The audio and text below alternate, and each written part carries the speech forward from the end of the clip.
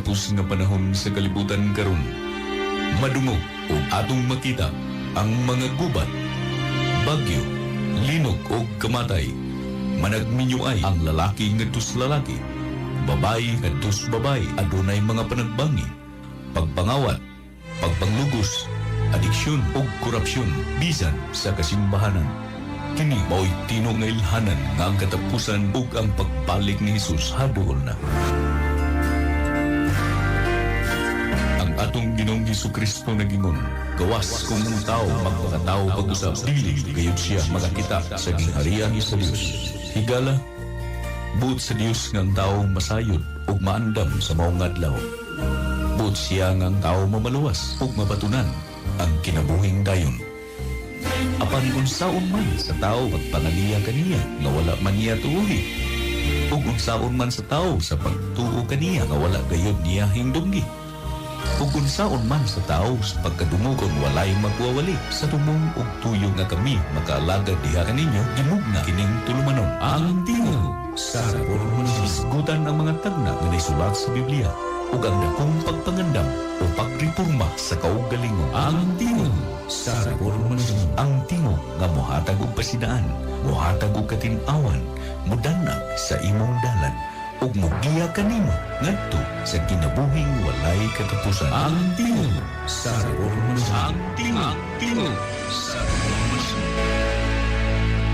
Ug karon aniya ang inyong alagad.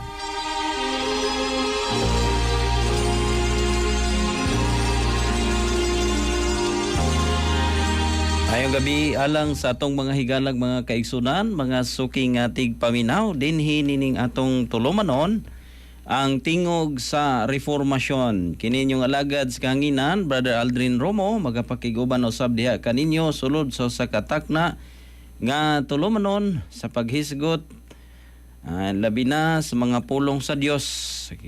Ingon na nato, no? May kalabtanan mga higala sa ato usab nga kaluwasan. Ako nang hinaot nga ang matag usa nining mga tungura anaas mayong panglawas o sa kanunay, no, ang pag-amuma sa Dios mo'y anaas matag usa kanato. O ako nang hinaot, no, nga sa gihapon ang ato ang pagkamadasigon sa matag adlaw ilabi na sa atong pagpangalagad sa atong labong makagagahom anaas kanunay. O mo'y maghatag ka na to inspirasyon sa pagkabuhi sa matag adlaw, no? Bisan pa man taliwala mga higala sa mga pagsulay nga ato ang maagian usab, no? Sa ato ang kinabuhi, no? Unya sa ato ang mga higalag mga kaigsunan, mga tigpaminaw, no? Palihog sa pag-share sa ato usab nga program nining dapit sa kagabion aron usab nga maabot usab ngadto sa mga katawhan nga wala usab ngadto sa inyong mga higala, mga friends sa Facebook aron usab nga maabot ngadto kanila na ilabi na ang ato usab nga importante usab nga pagahisgutan nining gabi una. Nya sa ato ang mga kahigalanong mga kaigsunan, di kita malimot, no, sa magpasalamat sa atong labang makagagahom tungod sa iyahang kaayo nga hinato, sa iyahang mga panalangin nga iyang gibobo sa matag usa nato, no? Nya salamat usab sa tag-iyan ining mga istasyon. Pinagi usab sa tag-iyan, no, si Doc Remilito Oy o gingon man usab sa iyahang tibok usab nga panimalay, no, si Ma'am Olivine o sa ila usab nga mga kabataan. May gabi kaninyo o sa atong mga higalag mga kaigsunan nga mga Adventista, mayong gabi ug happy Sabbath kaninyo nga tanan. Nya sa ato usab nya mga nagadumalan ining mao nga istasyon, pinangunahan sab sa atong station manager si Sir John Levi King. Salamat usab kaayo, no? Ingon man usab sa atong kauban Spikas Lawak si Sir Rafael Baring, no? Salamat usab tungod sa kahigayunan o kanunay usab, no? Labi na sa matag program nato mga kahigalanong makaigsunan, no? Di ta mahimong on air kung waan to ang partner Spikas Lawak. Now, salamat usab, no, sa atong mga kaigsunan, labi na ni Sir Romelo Nobinario o yan masab ni Ma'am Melona Nobinario o sa atong mga kaigsunan usab nga gustong mo paabot sa ilaha usab ng mga concerns, mga pangutana, labi na sa atong gisgutan usab dinhi sa kanginan. Ayaw kamo kalimot mga kaigsunan sa pag-text, no? Kung ano na kamo ipangutana, i-text ang ato ang numero 0976551008. Usbon ako sa mga higalag mga kaigsunan ang ato ang numero dinhi sa ato nga programa ang tingog sa reformasyon, ang 0976-555-1008, no? I-text lang na higala kung ikaw adunay kalibog, no, labi na sab maghisguta o sa atong mga naisgutan dinhi o sa uban pa nga mga doktrina usab nga gihuptan sa Seventh-day Adventist Reform Movement. O, di ba ka, no, sa atong mga higalag mga kaigsunan nga gusto usab nga mo bisita o makiguban usab sa pagsimba ug pagdaig sa atong mga kagagahom na ato ang simbahan dias may Treasureville mga kaigalano mga kaigsunan, abli alang kaninyo sa pagpakiguban mga kaigsunan sa pagdaig sa atong labang makagagahom, no?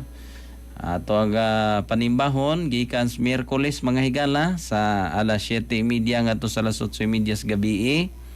Unya sa Biyernes gikan sa alas 7 ngadto sa alas 8 sa gabi.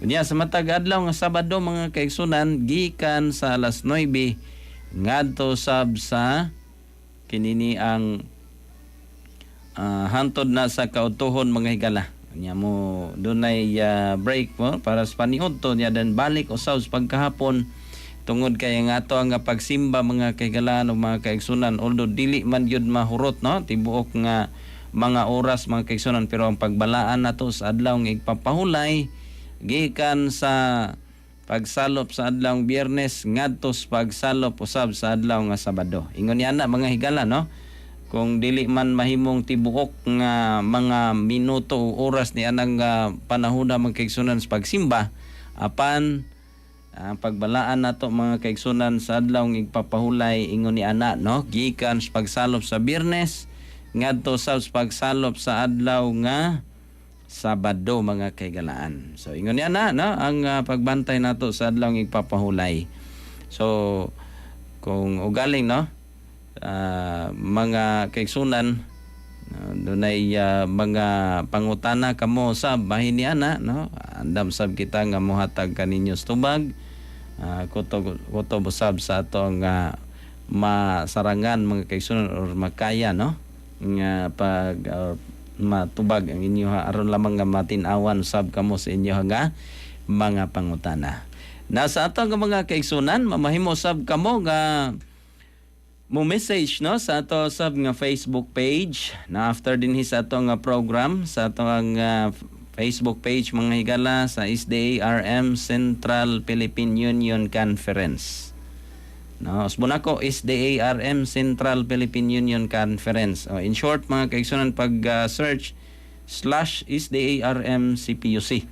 So muna siya mga kaigalaan o mga kaigsunan, no, na comment lang mo or message lang mo diha aron usab atong matagaan og pagtagaan kung kamo aduna say mga pangutana.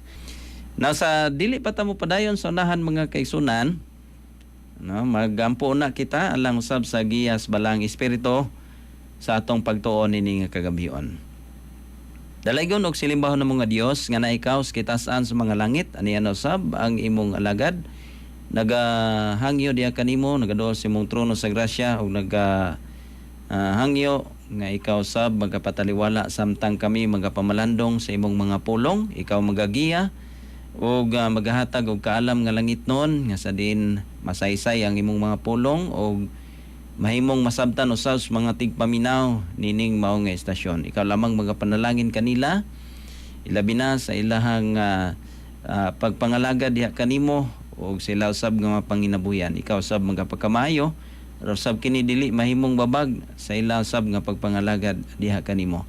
Panalangin ni usab ang tagiyan ni mga estasyon og yan man usab sa mga nagadumala nini, ikaw usab magapakamayo kanila og sa tanan nga nagkinahanglan sa imong mga pulong, ikaw usab magkapaabot niini aron usab mahimo nga kini mo ay yanong ginamiton aron usab mapalapnag ang maayong balita. Ikaw lamang magaligon sa mong pagtuo bisan pa man sa mga pagsulay nga maabot sa mong kinabuhi. Panalangin usab ang mga kaigsunan nga nagahimo ingon niini nga mga pagmensahe sa nagkalain-lain nga dapit. Kining tanan ang isalig itugyan gilamang madawat sa ngalan ni Hesus nga among luwas. Amen.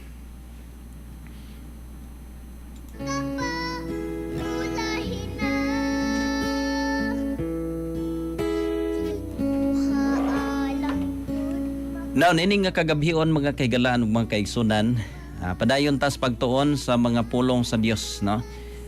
Ayaw mo kalimot mga kaigalaan ug mga kaigsunan sa pag-share usab sa ato ang program, no?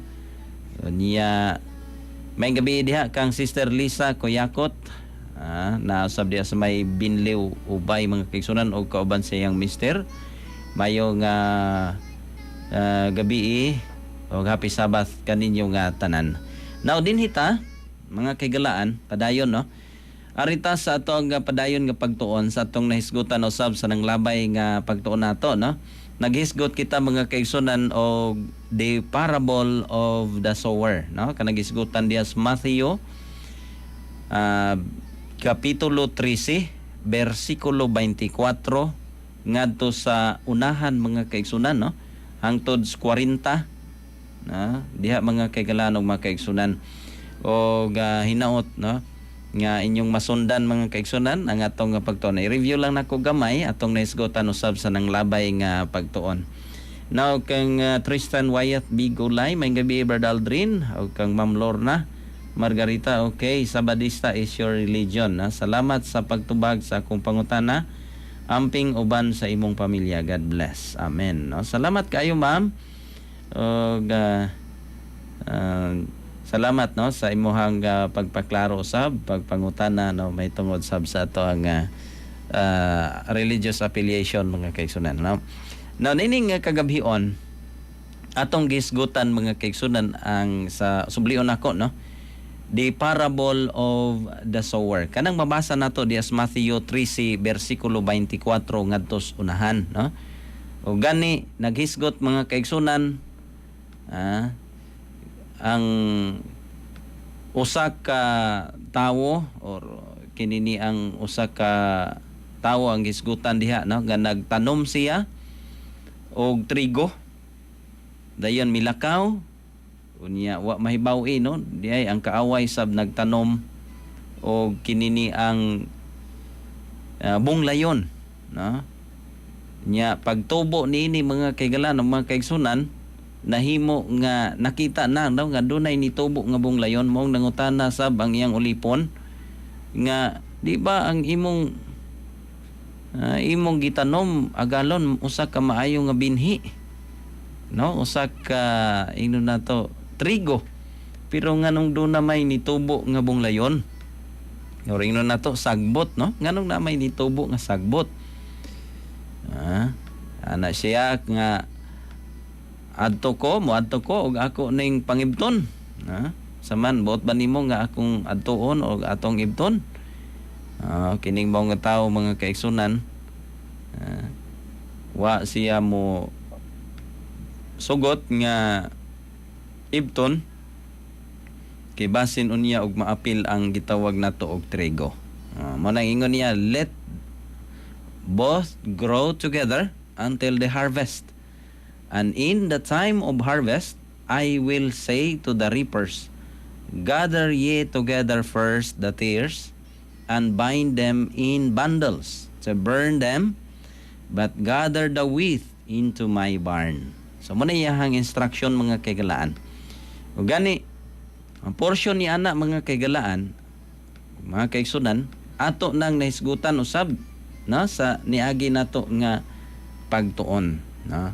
Ang unang application nining maong kanana ang parable mga kaigsunan, ang wheat nagrepresent mga kaigsunan sa anak sa Dios or the children of God.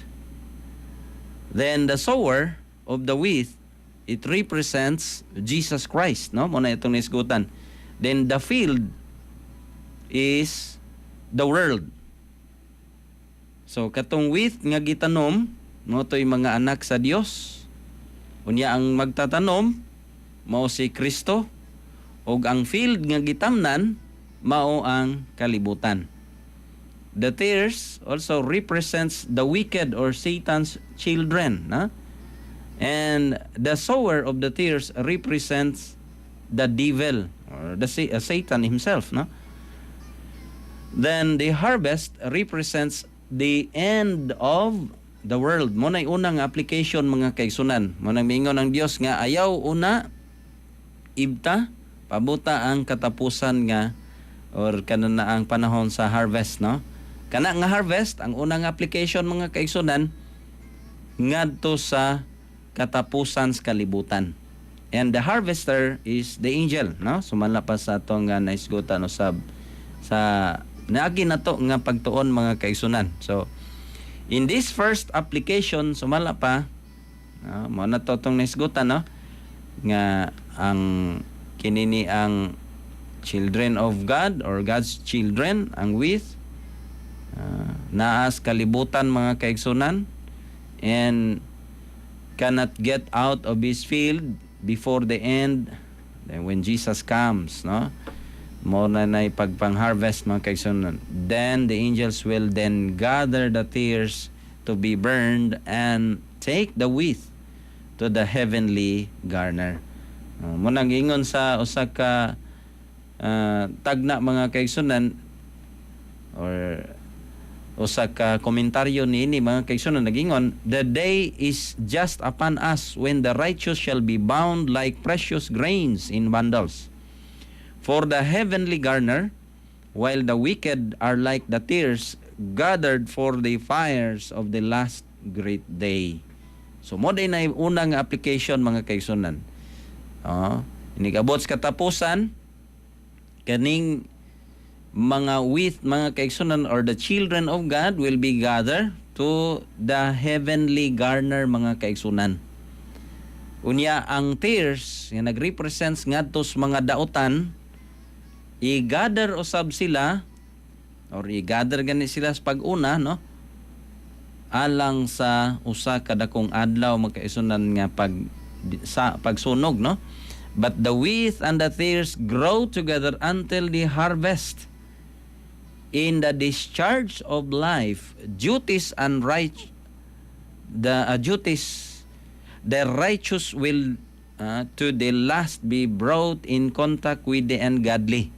The children of light are scattered among the children of darkness, that the contrast may be seen by all. Muna atong nisgutan sa miagi mga kaigsunan, no?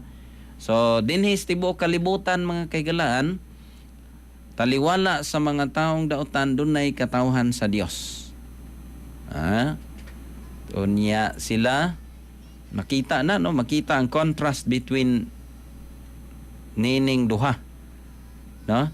Unya kana siya mo nay unang application mga kaigsunan nga kana i-gather ang katawhan sa Ginoo sa katapusan nga mga adlaw ngadto sa iyahang langit non nga dapa, o kinini ang mga mga taong dautan i-gather usab sila para sa andam sa pagsunog mga kaigalaan mga kaigsunan. Now dinhi sa second application dunay kalainan mga kaigsunan, no? Ang usa ka komentary niini mga kaigsunan sa gitawag og Christ Object Lesson page 70 nag-ingon dito, the field Christ said is the world. Tinuod to, no? Mo gisgutan sa unang application mga kaigsunan. Ang field mo ning gitawag og kalibutan. But we must understand this as signifying the Church of Christ in the world. So, walay-lay, no? Nag-signify usab ni ngadtos iglesia. So, while the Lord brings into the church those who are truly converted, mo na ning kanini ang gitawag og pagtanom pod, no? Ang Ginoo nagda siya sa mga truly converted ngadto sa iglesia, then Satan at the same time brings persons who are not converted into its fellowship. While Christ is sowing the good seed, Satan is sowing the tares there are two opposing influences continually exerted on the members of the church. One influence is working for the purification of the church, and the other for the corrupting of the people of God. So ingon niya na mga kaigsunan, no? Diha sa ikaduhang application, ngadto di ay sab sa iglesia. Ang field na nausab na, no, ang field. Kaya ang field sa first nga application ang kalibutan. Sa ikaduha, ang field mo na ang gitawag og iglesia. So children of God gihapon, no? Ang kinini ang seed, ang wheat, mga kaigsunan. And they truly converted, dadon nga to sa iglesia. Si Satanas sab, magdala sab og mga tao nga dili konbertido o mahimong makig-uban sulod sa iglesia. Unya, unsa may mahitabo? Doon na sa two opposing influences, mga kaigsunan, sulod sa iglesia. Munang di ta matingala, no? Sulod sa iglesia, usay dunay kagubot nga naman. No, kung nakabantay mo sa atong intro, dunay bisan sa kasimbahanan, doon na siya mga kaigsunan. Tungod kay si Satanas usab magdala siya niadtong mga tao nga dili konbertido usab sa kamatuoran. Ang usa for the purification of the church, ang usa sab para sa pagkurap sa mga katawhan sa Dios. So muna ikaduhang application, no? Ang field na usab, no, na church na, kunya di man siya ingong tuloy na usab, pero it represents also the church. O ang wheat gidala, those who are truly converted gidala sulod sa iglesia. Ang tares mo tong mga gitanom usab ni Satanas nga mao'y muhugaw sulod sa iglesia. Now, the good seed represents those who are born of the word of God, the truth. The tares represents a class who are the fruit of embodiment of error, of false principles. The enemy that sowed them is the devil. The same, mga kaigsunan, no? Ang managtanom, neither God nor His angels are sowed a seed that would produce a tear. The tears are always sown by Satan, the enemy of God and man. Christ's servants are grieved as they see true and false and true believers mingled in the church. The real character of these pretended believers is not fully manifested. So, dinhi sa ikaduhang application, mga kaigsunan, of the parable, no? Ang picture or the picture, mga kaigsunan, change completely. The wheat and the tares are not remain in this field. Mausab siya, mga kaigsunan, unlike sa unang application, hangtod sa katapusan sa panahon, no? Sa ikaduha, dinhi mausab, mga kaigsunan, the wheat that represents the converted soul, no, na gianasab nato ni. Then the sower of the wheat represents Jesus, the field represents the church. Sa ikaduha nga portion, unya, the tares represents the unconverted members or those who are pretending or pretended believers, false brethren and unworthy members. So muna tares, mga kaigsunan. Then the sower of the tares, wala mo sab, no? Pareho sa sower of the wheat, si Satan sab, no? Ang atbang. Ang harvest, aduna na kalainan, mga kaigalaan, no? Kay sa una na to nga application sa gitawag og kinini ang harvest time, adto man sa katapusang sa kalibutan, na dinhi sa ikaduha, the end of provisionary time. Ay ngon yana, mga kaigalaan.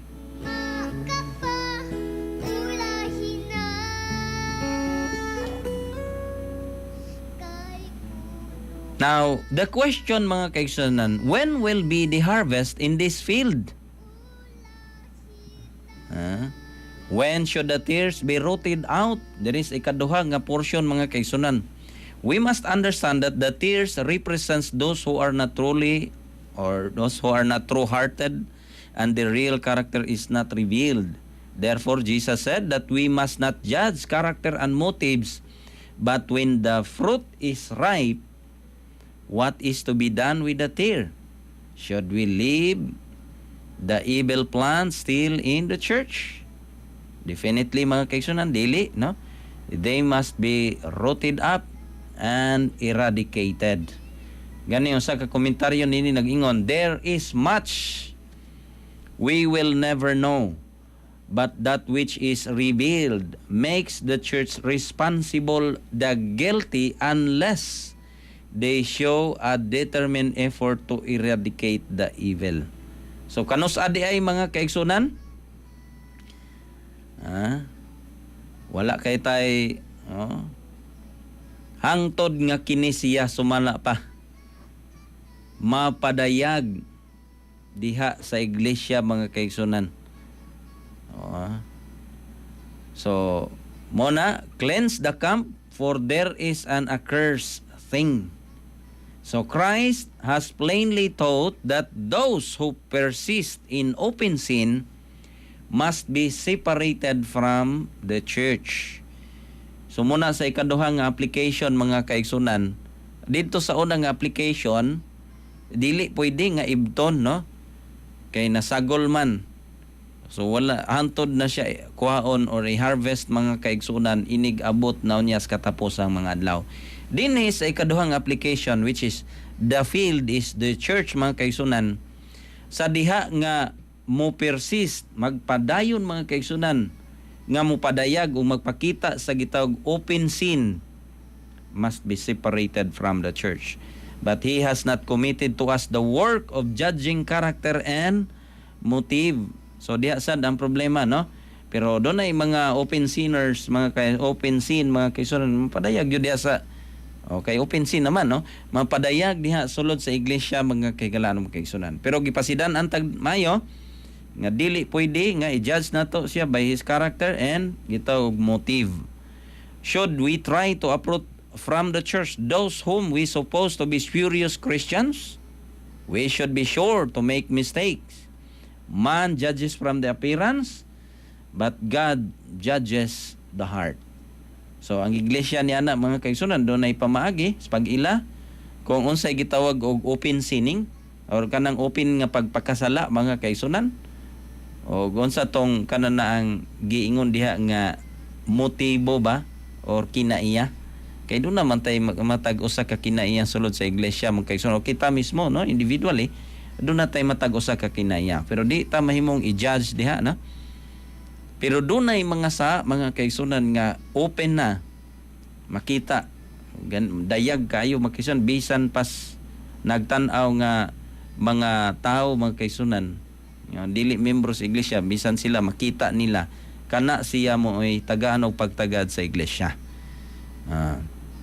But them that are without, God judgeth.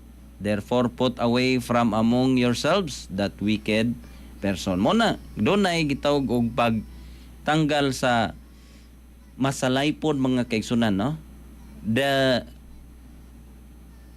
Matod pa sa usa ka komentaryo, mga kaigsunan,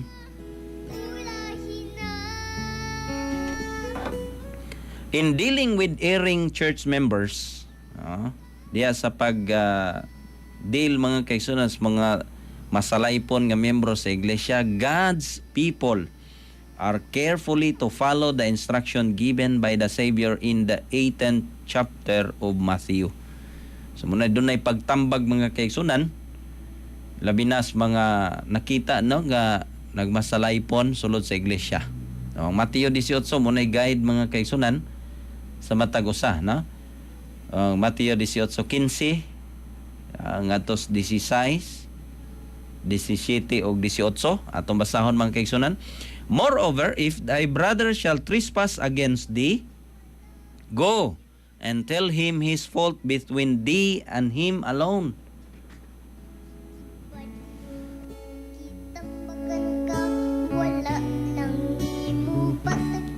So diha, mga kaigsunan, no, munay pasidaan diha sa Mateo 18 versikulo 15, 16 ug 17 ug 18. Go and tell him his fault between thee and him alone. If he shall hear thee, thou hast gained thy brother. Ato ni mo siya, no? Imo siyang sultian nga kini ayo lang gyud, no? Kay basi og masayop sadta, no? Ato lang ipadayag sa iya ha. Kunya og mutuo siya, paminawon ta niya, then that time, no? Mahimong daan nimo imong atong usa ka igsuon nga nagmasalay po, no? Ang 16, na? But if he will not hear thee, then take with thee 1 or 2 more, that in the mouth of 2 or 3 witnesses every word may be established. So kung dili man ugaling mamati, so dunay pagdala og saksi aron nga mahimo nga mapadayag sa iya, ha. Now this is it. And if he shall neglect to hear thee, tell it unto the church. But if he neglected to hear the church, let him be unto thee as a hidden man and a publican.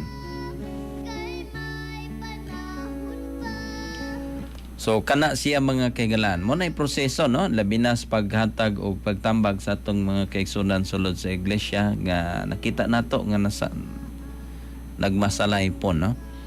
Labi na sa prinsipyo mga kaigalan ug mga kaigsunan, no? O doktrina nagagida usab sa iglesia. Nya ang 18, verily I say unto you, whatsoever ye shall bind on earth shall be bound in heaven, and whatsoever ye shall loose on earth shall be loosed in heaven. So ingon niya na mga kaigalan, no, muna sa Seventh-day Adventist Reform Movement mga kaigsunan nani, no, ang proseso labi na sulod sa iglesia mga kaigalan mga kaigsunan. No, dito sa unang application wala ra tay problema dito tungod kay naaman sa tibok kalibutan. Pero sa ikaduhang application nga ang field mao na ang church. The church has responsibility mga kaigsunan alang usab ni atong mga ino na to dili matinud-anon nga mga membro, no. Kita mismo individually do natay katungdanan usab sa ato ang isig katawo paghatag tambag nila kung ugaling nagmasalay pon man, no. Pero sa gipasidaan jud sa to dili maayo, no, nga mohukom sa ilaha usab nga kinini ang gitawag og kinaiya, na.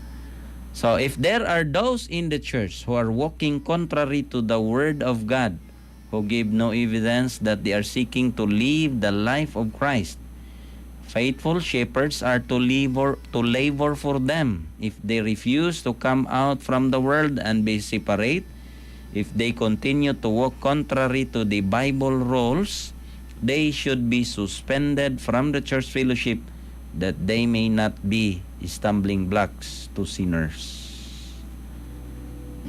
Muna'y trabaho sa iglesia mga kaigalaan, no? Himo ang Mateo 18, pero ang paggamit sa gitawag og Mateo 18 mga kaigsunan bersikulo 15 ngadto 18 dili pod kay murag 1 to 3 na lang, no. Pero taas nga proseso na, no, nga pagtambag sa ato nga mga kaigsunan kung ugaling do na may nagmasalay po, no. So kana siya maoy ato usab nga tamdan mga kaigalaan ug mga kaigsunan. But if matod pa sa Testimonies for the Church Volume 7 page 262 paragraph 2, but if he neglect to hear the church, let him be unto thee as an hidden man and a publican. If he will not heed the voice of the church, if he refuses all the efforts made to reclaim him upon the church, rest the responsibility of separating him from fellowship. This name or his name should then be stricken from the books. So muna siya mahitabo mga kaigalan ug mga kaigsunan, no. So doon ay separation na ang mahitabo, no, or ibton, kato nang dito sa permiro nga application dili to ibton in koan during hantod nga moabot dito sa katapusan. Pero diri sulod sa iglesia once nga doon ay open sinners In the end of probationary time, doon ay probationary time nga gihatag palugit para sa iya ha. Tungod kay open sinner na, no? Sulod sa iglesia, doon ay pagtambag. Mo may gisgutan diha, no? Then, o galing di gyud mo madala mga kaigsunan sa mga pagtambag aron mapabalik siya. Kanya he's walking or he or she is walking contrary to the Bible principles. The church has responsibility mga kaigsunan nga mahimong tanggalon siya o i-separate siya na. Pero pag separate di mawala gyapon mga kaigsunan ang gitawag og gugma sa igsuon, no? Pero as a member diha mga kaigsunan, the Lord desires His followers to exercise great care in dealing with one another. They are to lift up, to restore, to heal, but there is to be in the church no neglect of proper discipline. So muna, no? Pag deal niya ni mga kaigsunan, careful gyapon, no? Dili kay basta-basta na lang, no? Kay nganuman sa gikaingon na ni Kristo sa iyang parable, basin unya og maibot og apil ang with mga kaigsunan. Nganuman sayop man pag-deal niadtong open sinners. Unya kanang nasayop og o ingnon nato kanang nagmasalaypon sulod sa iglesia og dili nimo maayo og kana na ang pagdumala na mahimong madalahig katong mga matinud-anon. Kay doon naman na siya influensya sab, no, sa sulod. So ingon ni ana mga kaisunod mo nang careful when it comes sa aning nga bahin, no? God holds His people as a body responsible for the sins existing in individuals among them. If the leaders of the church neglect to diligently search out the sins which brings the displeasure of God upon the church or upon the body, they become responsible for these sins. Okay, namdo mo mga kaigsunan, no? During the time sa mga Israelitas, once nga doon na gani nagmasalaypon sulod sa ilahang kampo, delikado man, no? Unya ang mga responsible men og di sila mohatag og pagtagad mga kaigsunan. Ang displeasure sa Ginoo mga kaigsunan, mahimong sila maangin. Muna nga sulod sa iglesia, ang mga men in responsibility and also kita nga individual mga kaigsunan nga nasayo doon na tay katungdanan. No? Pero careful, no? Dili ingon nga ihapan ra taga basta maabtan na kay katuloron di na.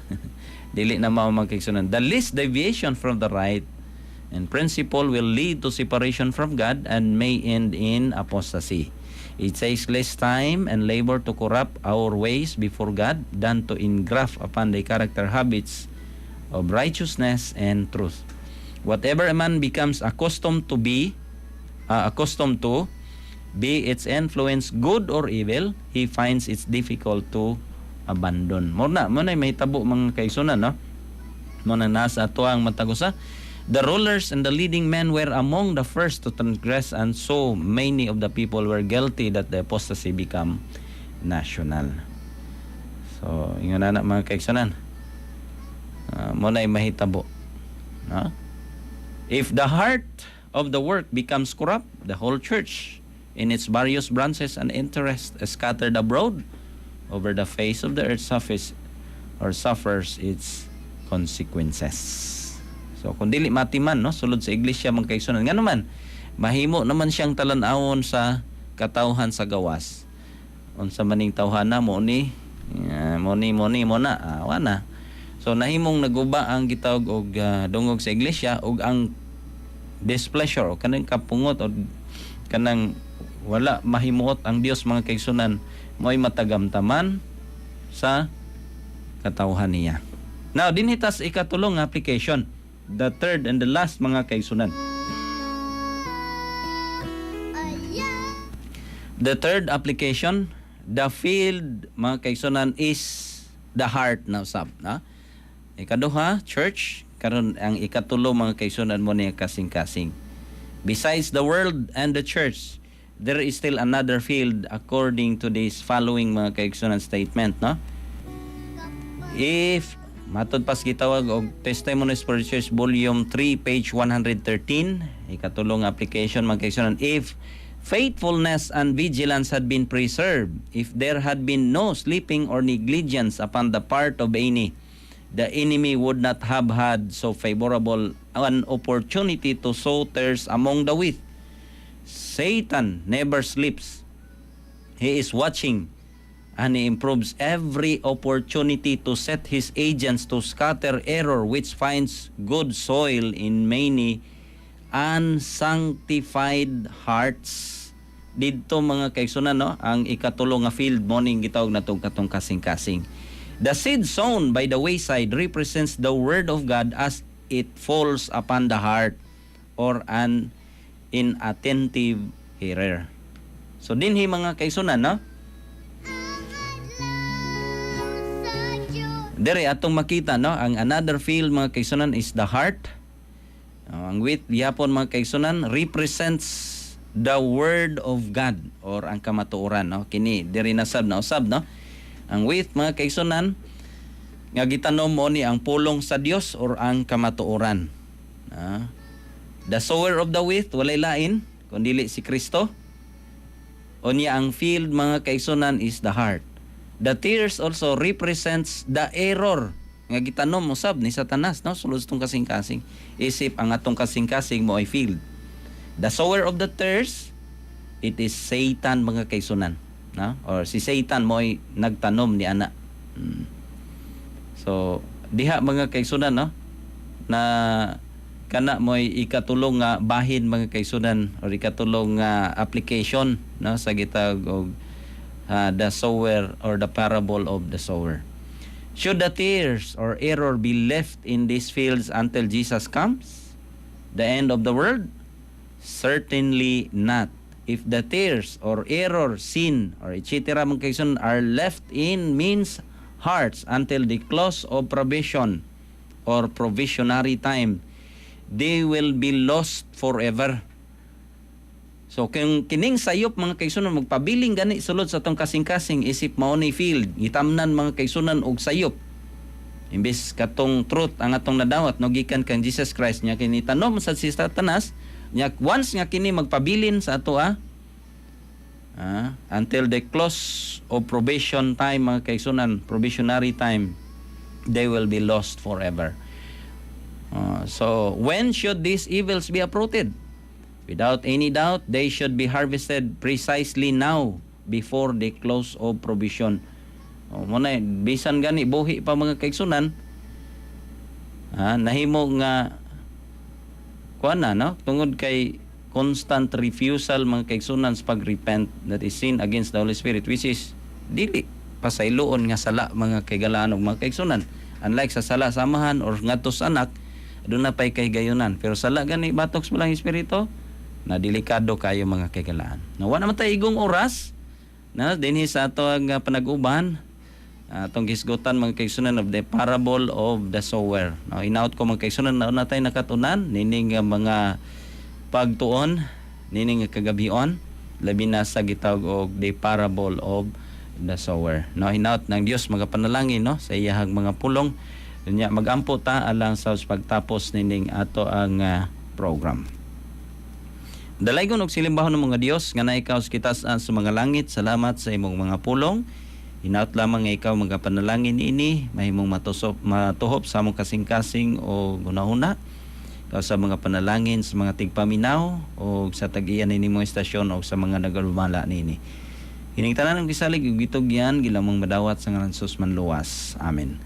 Hangtod sa sunod higayon mga kaigalaan ug mga kaigsunan sa samang takna o sa samang istasyon, dinhi sa atong programa ang tingog sa reformasyon. In behalf sa Seventh-day Adventist Reform Movement, kini inyong alagad sa kanginan, Brother Aldrin Romo, magaingon kaninyong maayong gabi o daghang salamat kaninyong tanan. Kining huni nga inyong nabati may usa ka timaan nga natapos na usab ang atong tulumanon ang tingog sa reformasyon. Kini inyong alagad sa kanginan, temporaryong manamili diha kaninyo uban ang pag-ingon, bulan silang nga nagabasa, nagapagalingong ug mituman sa pulong sa Ginoo kay ang panahon hadol na. Ako sa kinasingkasing magadapit kaninyo sa pagpaminaw kanunay ning maong tulumanon ang tingog sa reformasyon. Kini nga tulumanon gidalit nga na kaninyo pinagi sa Seventh-day Adventist Reform Movement ang tingog sa reformasyon. Hangtod sa sunod ikayon sa samang takna og istasyon, daghang salamat sa inyong pagpaminaw.